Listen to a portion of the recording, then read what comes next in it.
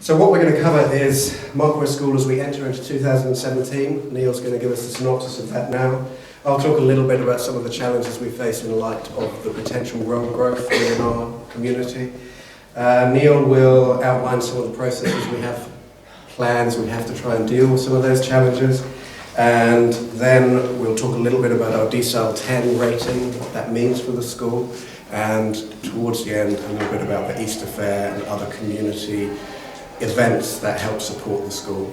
And we promised to touch on what's happening with Aranui Park and the crossing from Aranui Park, as well as what I believe we think may be some of the most pressing challenges facing the community's schools as we move forward over the next decade or so. Jim. Thank you. Welcome in Wise or Bowen or something. We'll do our best. Just driving, and I'm apologetic about driving here because I live across the park really. But coming around tonight, I just saw some teenagers walking back from the wharf, towels around their shoulders, obviously been wharf jumping. And I think I was talking to some people from Hamilton today, and I was thinking, we live in a beautiful place. We live in a village that is just lovely to live in, has a huge number of facilities, and it's just a lovely lifestyle place to be. So our school serves our community, and we would like it to be just as good and appropriate to the community that it serves. We're fortunate, and I can, I have to speak very honestly today because I've got some of our staff, some of our board here, so I'll have to be very, very truthful, and some of our parents as well. So we do have an excellent school. It's even if I say so myself, I'm just part of the team, so I don't feel I'm bragging by saying that, because I'm certainly not a person to say, the school is what it is because of me, because it's not. We have a wonderful team. We have a wonderful board that supports the school fantastically. We have a wonderful PTA that supports it, and a tremendous staff. And then on top of that, we have a parent group and a wonderful group of children. And that's one of the nice things about our school, is that our children are a fantastic group to work with. So the school is going very well, and why do we say that? Well, we've had a few outside people look at it, like Hero, who are, always nice to have, or nice to say goodbye to, really, more than anything. But we had a wonderful review. Principals and boards are very happy if they get a long review span, and we got a 5-year review span. So that's a bit of an honour for us, because it means that we can get on with the business of doing what we want to do, rather than worrying about the next visit. If we had a 6-month review span, I'd be particularly worried. So it is credit to the team that's there at the school and the board and everyone that supports it that that's the way. We're a school at the moment of 296 children as of today. It's grown. I've been around here for 8 years. It has grown by about 100 in that time, so it's growing roughly at about 20 or so a year at the moment. We expect quite an increase, though. We do expect that with all the subdivisions, etc., things will grow. So we're working hard on that, and I'll talk a little bit more about that later. Coming back to the school, we want it to be part of our community, and we want the community to be part of the school. So we are lucky to use some of the facilities that are here. And we want the school to be used by the community as well. So it's a vice versa thing, a give and take. Our children are active in a number of things, like the wetlands project. They've been planting down Dominion Flats at times. We want them to be active in the community. That's what we believe in. So even when it comes to the Anzac Parade and things like that, it's important that our children are involved. We see it more than just academic. We see it as we want them to grow as citizens, good citizens in our community. And we're very lucky to have such lovely children to work with. In 2 nights' time, we say goodbye to 25 stunning children who have gone through the school, are heading off to college and hopefully going to do incredibly well. So far, they're looking fantastic. So, yeah. So that's our school. We have started the Matariki celebrations, and we've made that a little bit broader each winter now. So we had our celebrations down here at the hall this year at Matariki, and that was fantastic. And we would like to make that even bigger, so inviting more people along so that you can come and share what we're doing and see what the children are doing. So yeah, that's us. And I'll pass back to Mark. Thank you, Neil. Neil is very modest. There is no doubt Mapua School is a fantastic school. It's excellent in many, many, many ways. And we have I particularly have a vested interest in making it so, because I worked out that 2 years from today, my fourth boy will start at Mapua School. So for just over a year, we'll have 4 boys all at the same school. So my wife and I are extremely keen to do whatever we can to make it an absolutely fantastic school. Now, Neil mentioned the beautiful community, the beautiful lifestyle we have here. Put at the heart of that, a fantastic school, and it suddenly becomes all the more an attractive place to live for young families. Throw into that 250 plus subdivisions that have come online within our enrolment zone, and you can see that there's every likelihood the school's going to transform dramatically over the next 6-7 years, if not sooner. There's nothing we can do about that. We have to embrace that change. We have to roll with it. We have to grow with it. I've had parents say to me, we don't want Mapua School to grow. We enjoy it being a small school. It's against the law for us to deny access to our school from children who live within the zone. It's quite clear we must grow with our community and with our zone. Our zone is already very, very tiny, and we've started to enforce it over the last 18 months in a much stricter way than we have previously. So if you imagine driving from here out to the bluffs, the Kina Cliffs, you go along and then you turn and take the first left. Is it Marriages? Marriages Road? Go down Marriages Road, you can turn down Awa Road and then take an imaginary line up to the motorway, follow the motorway all the way back down just to here where it joins at Mapua. That's our enrolment zone. So it's very, very small, geographically incredibly small, and yet, as I mentioned, another 250 or 300 subdivisions are going on within that zone. We can't realistically reduce our zone any further without being a little bit mean to some of the people who live, for example, up on Seaton Valley Road, up the top end of Seaton Valley Road, and that's not really something that we've looked at. So we need to have a plan for growing, allowing the school to grow as our community grows. Personally, I think that's a good thing. There's plenty of challenges in there. The Ministry of Education, for example, predict our roll growth based on data that's derived somewhere from around the Tasman district in its broadest sense. It makes no sense when you apply that to Mapua School, none whatsoever. So one of the biggest battles we have is trying to persuade the ministry to lift their heads up a little bit and just look into what is not a very far-fetched crystal ball and see where we may be in 5 years' time with potentially another 50, 60, 70, 80 students. 3 or 4 classes, if not more, that we do not currently have capacity within the school for. So that means quite a big, well, a very big building project. And Angela, who was on the board previously, often said to me, there's no point just building one classroom at a time. You end up with like these railway carriages that are misplanned and dotted around the site. It's just no point at all. We may as well say, right, what do we need in 10 years' time? Let's plan for that and redevelop the school in one big hit to be able to cater for that future demand. And that's the battle that we're currently having with the Ministry of Education to help them understand that that is a reality. I don't think many of us can deny that it is going to happen. And that's one of the biggest challenges facing us at the moment, which is why we commissioned some external facilitators to come in under Ministry of Education guidance and come up with a master plan for Mapua School, which Neil knows far more about than I do. Yes, well, interestingly, we just had a discussion today with some of the ministry people. So what we're doing is we asked the master planners to look at our school to see what the projected role was, and as Mark said, it was very hard to get a realistic figure for us to work on. And I guess it is quite hard because we've got several hundred sections coming on the stream, but we just don't know who's going to move into those.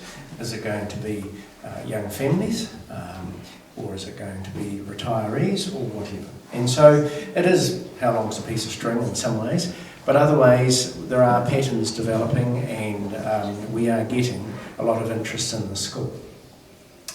So we got this plan done. They looked at our school from an outside point of view, and they said, okay, you know, schools develop in a higgledy-piggledy sort of way. You know, the school used to be three classrooms. A lot of the people that came along to the Centennial can remember those classrooms. And so, you know, then you add on another classroom, it gets very messy. So what they've done is come up with a plan which involves really relocating some of the current buildings and using the school better within the boundaries it's got without overcrowding it. Our worry, of course, is always that it could be overcrowded in the playground, etc. But the planners that have worked a lot with the ministry believe that the plan will work, and that we will take away in some places we've got 2 classrooms at the moment. They may be a bit tired.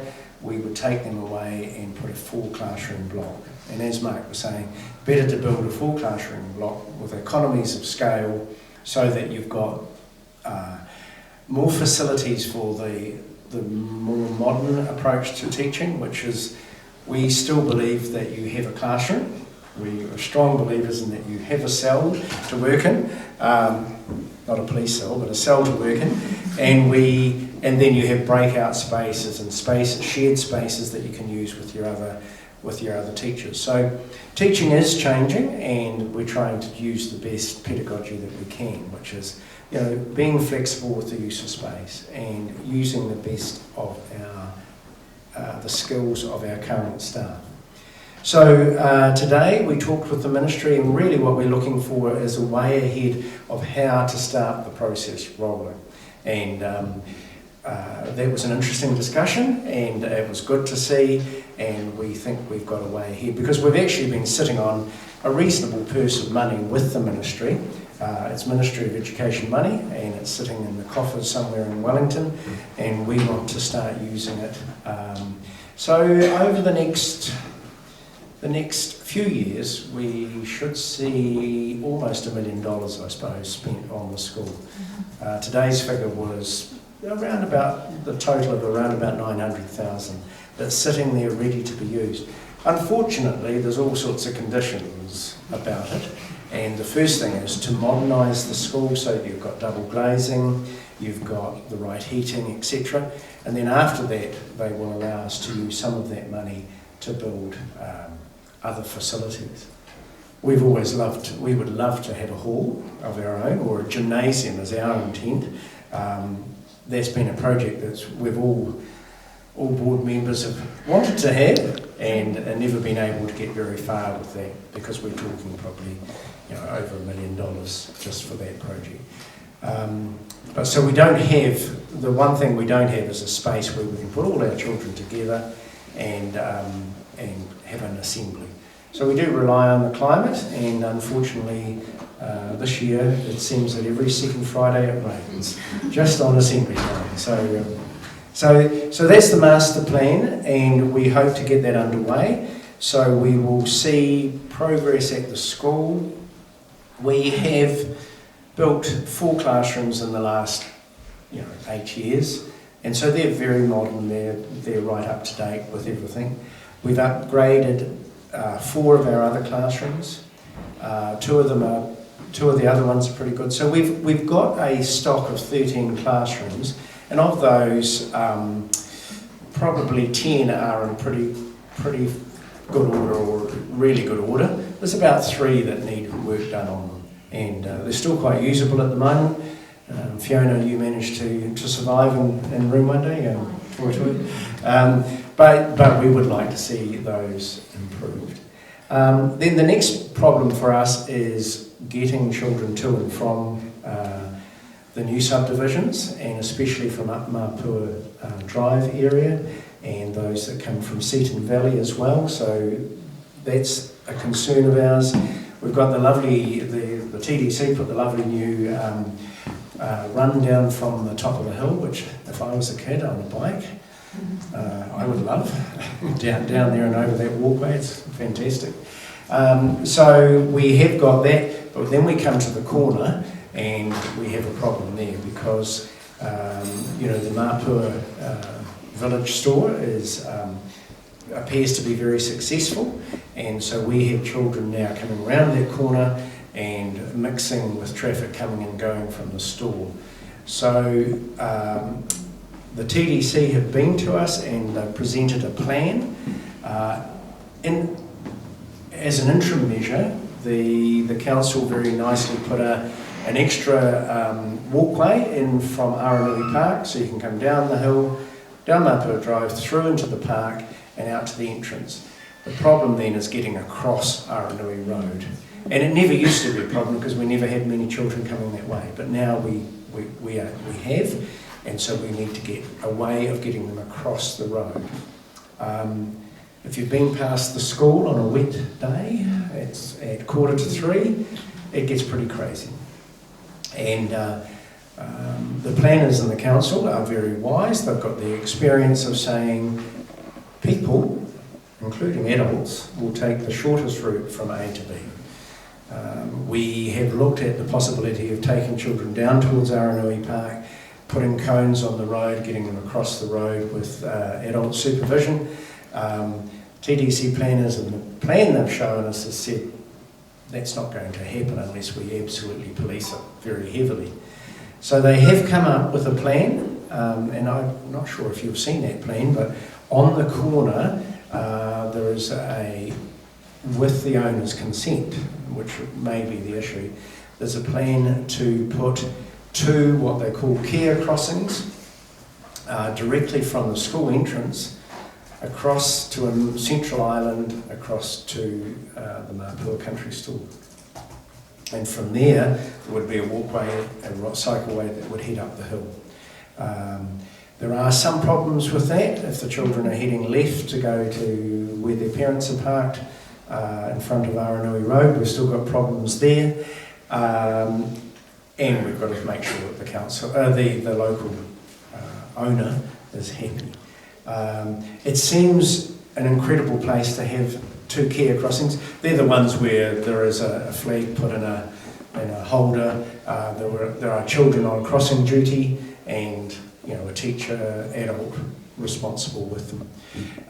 There's not a lot of room on that corner, but because the speed limit has now dropped way down, and while children are present, it's 40 k's, then it could potentially work. So. Happy to share that with you and show you what they've come up with. Andrew Palmer from our board's been working with the council on that, and it could work. We would be keen to see it work. Yeah. And the hall, large indoor space, any other name we'd like to give it. We were keen to build a hall about the same time as this one was being done up, and what a beautiful job it is you've done. We desperately need a space, but I believe the fire rating for this hall is 300. So if we put all our children in here, we have to leave them to it because we couldn't have any room for staff or any visitors. So they'd enjoy it, but yeah. So really what we're looking for is we would love in the future to have a facility that complemented this. So if it was more of a gymnasium type facility, then it could be used by youth in the evening for basketball or whatever. So that's our long-term plan, and if anyone doesn't want to buy trees and wants to give us $1 million, yeah, I think we priced it out at about 1.4 million, unfortunately, would be about the figure that we'd be looking at. And that's a lot of money for a school to raise. The wee pocket of money, or the big pocket of money I mentioned that was sitting at the ministry can't be used for a hall. So that's our frustration. The hall's the thing we need most, but yeah, can't use the money for. So that's us. Right. Thank you, Neil. How are we doing for time? Fine. Fine, okay. I'll talk a little bit then about one of the major challenges facing a lot of schools, but ours particularly is that we are classified as a decile 10 school. In fact, what are we now, decile 10J now? Yes, yes. So you can't really go any higher or lower, down higher up the decile rating or lower down the funding scale. And what it essentially means is our community is a very affluent community and can better support the learning of our students than less affluent communities. That's a theory behind it. My experience tends to be that rubs against the political views of a number of the more affluent people in our community, who often bail me up about the right to a free education and so on. My answer simply is it doesn't exist. It's a myth. It may be something that you aspire to, it may be something that politically sits well with you, but in New Zealand it does not exist. The decile rating is in place to allow for less affluent communities to receive more funding, and we all have to support that. But it also means that schools like Mapua dip out, and we dip out quite significantly. There is no way we can run the school how we want to run the school based on the funding that we're given. So we have to rely heavily on our local community to do that. And that is the parent community, and that is the wider community through support of events like the Easter Fair. So last year we raised very, very significantly our school donation, and that's something that has been in the press over the weekend. Some of you may have seen some articles about it, which are never written in a positive light. You know, you always have a political spin on it, which is entirely useless because it's not practical in any sense to us, where we have to pay the bills and we have to put in front of our children the very best teachers that we can to allow the school to continue to excel. So I make no apology for the fact that our donations have gone up quite significantly. If you want to complain, complain politically, don't complain to the board and don't complain to the principal. It's a fact that we have to do it if we want to be able to support our school to the expected levels of our parent body. We're not talking a huge amount of money either. It frustrates me even more when those people that complain to me I see 5 minutes later down at the Java Hut spending $15 on coffee and muffins. All we're talking is $5 per parent per week. That would raise, we've probably got 300 individual parents, probably 400 individual parents in the school. $5 a week over 40 weeks, that's $200 each. 200 by 400, that's about 2 teachers in our class, directly supporting the learning of our student for each individual parent forsaking a cup of coffee a week. There's very few people within our community that can't afford to do that. So I'm particularly keen to keep pressing the message that we don't like the idea of having to raise parent donations, but it's a fact. And if you don't like it, change your vote, do what you can to change the government, whatever you do, but don't come complaining to us about it, because we've got to deal with the reality of paying the bills at the end of the day. I tend to get on my high horse.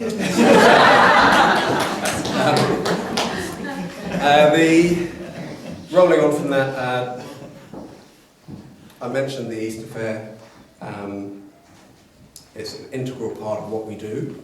Perhaps we'll come back to that in a second, if that's okay. Yeah. Let's carry on. The last thing I wanted to talk about was to think of Mapua School in 10 years, and I think there's every reality that the school could double in size in 10 years. That means changing the nature of the school. We don't have a huge amount of land to grow with. We don't necessarily want to go up 2 or 3 stories, and we don't necessarily want to split the school into 2 different sections. So there's quite a lot of support quite a lot of thought and work that's going to need to happen within the school on how we can cope with that growth. My pet emerging interest, I suppose, is Neil mentioned we've got 35 students graduating on Wednesday. 25 this year. It's a 25 smaller group this this year. time. Yeah. Add to that probably 10 from Mahana, another 5 or 6 from Upper Muteri, go over to Lower Muteri, there'll be another 6 or 7. Very quickly you're getting up to 50 or 60 kids from this area who every morning when they hit year 9 are going to be getting on a bus and travelling for 40 minutes. And that just doesn't make sense to me. Someone commented on our Village Community Facebook post the other day, it's time Mapua had a high school. I absolutely agree. But there's not a lot of money in the Ministry of Education coffers for building schools right now, unless it's down in Christchurch. So it's an interesting thought that I'd love to see happen, and it certainly would serve the needs of our community really, really well. But at the moment, it's a bit of a pipeline dream. So I think we can finish if we can, Neil, just to talk a little bit about the Easter Fair and the challenges facing the fair. Yeah. So we've got a name for Ruby Coast High, by the way, so just in case. Okay, so Easter Fair. Now, one of our problems is that with subdivision came the loss of our car parking for the Easter Fair. So the Easter Fair has been this, 30 something years or thereabouts, and it's a big event. Angela especially knows how big of an event it is. We were really teetering on whether we could keep it going this year because we lost people like Angela from the school whose children have moved on, and so we thought, gosh, can we continue to do it? The Easter Fair last year had a bank balance at the end of the fair of $59,000, of which some is kept back for seeding the next fair. Today we paid out $40,000 or $40,000.